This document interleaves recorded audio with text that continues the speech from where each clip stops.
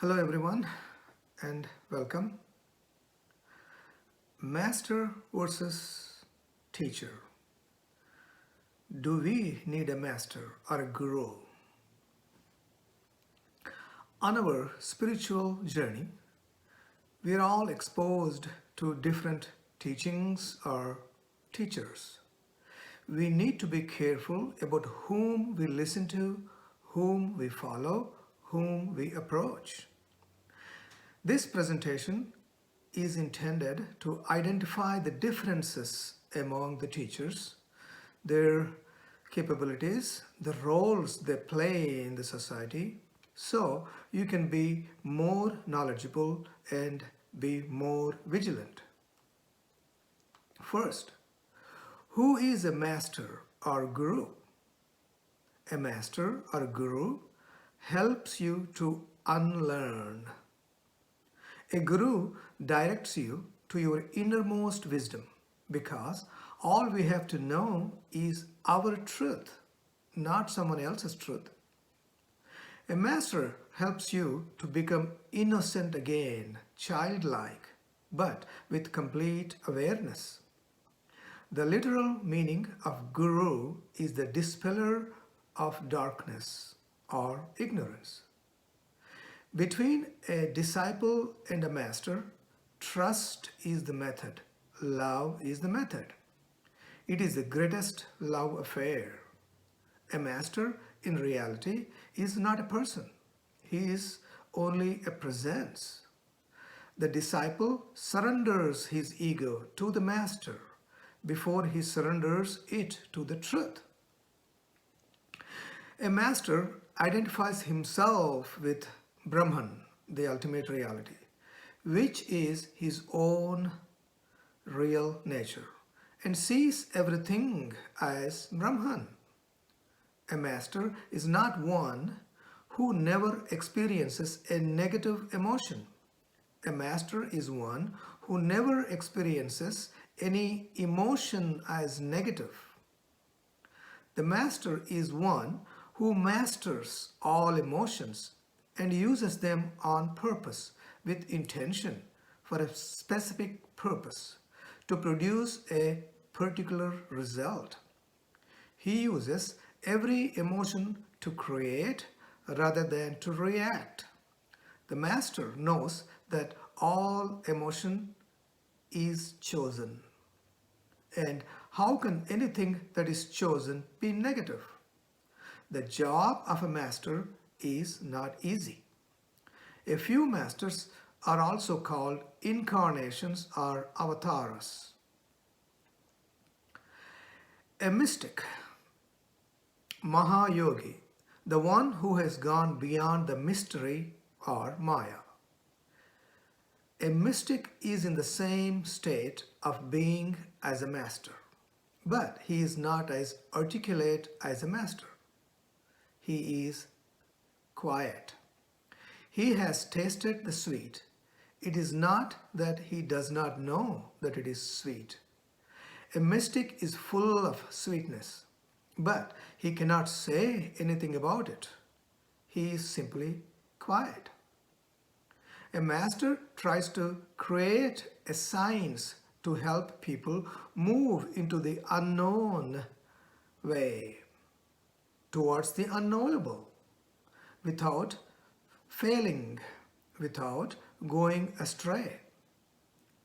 It is the greatest art in the world. Any other art will be minuscule compared to it. Not every enlightened person is capable of this art. Now, a seer or a sage, rishi, is the seer knower of truth, Brahman, the ultimate reality. Rishi is called mantra drashta, the seer of thought. Who is a prophet? A prophet, messiah or messenger, is an enlightened person who has compassion for the whole society. He is not worried about the individuals, but takes the whole society as one unit. In the East, Enlightened people have existed and masters have existed, but never a Messiah. The Messiah is not Eastern concept at all. Krishna is not a Messiah, neither is Mahavira, nor Buddha, nor Lao Tzu. They are masters, perfect masters. Their approach is to the individual, direct, personal. Jesus is a Messiah. So is Moses. So is Muhammad. Their approach is not individual. Their approach is social, communal. They are interested in changing the whole lot of humanity. Judaism, Islam, Christianity are all messianic. Hinduism, Buddhism, Jainism, Taoism are non-messianic. That's the reason the East has not coined a word for Messiah. An enlightened being or Jnani is another name for a master, a mystic, a sage, and a prophet. A Swami is the knower, master of his self, Swa, an awakened person. A sadhu is a follower of Sat, or truth. A saint, Sant, is one who follows the path of devotion to a personal God and develops an intense love towards him. This love, in course of time, purifies the devotee's heart immensely and makes it sattvic, though he still cannot transcend the limits of his own personality. His concept of reality also develops until it reaches a high point. Here he is stranded and has sometimes to wait for years to get help from a master to take him beyond.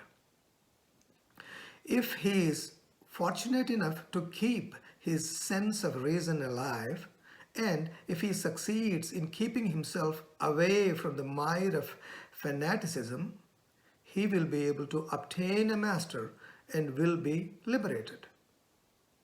Yogi, who is yogi? A yogi is a practitioner of yoga. A yogi who, like the saint, confines his examinations and his experiences to the waking state alone.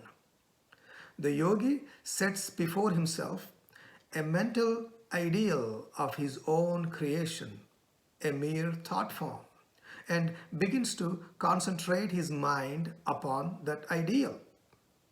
During concentration, he gets into a state of blissful ignorance of everything else. It is a state almost akin to deep sleep, and he calls it samadhi.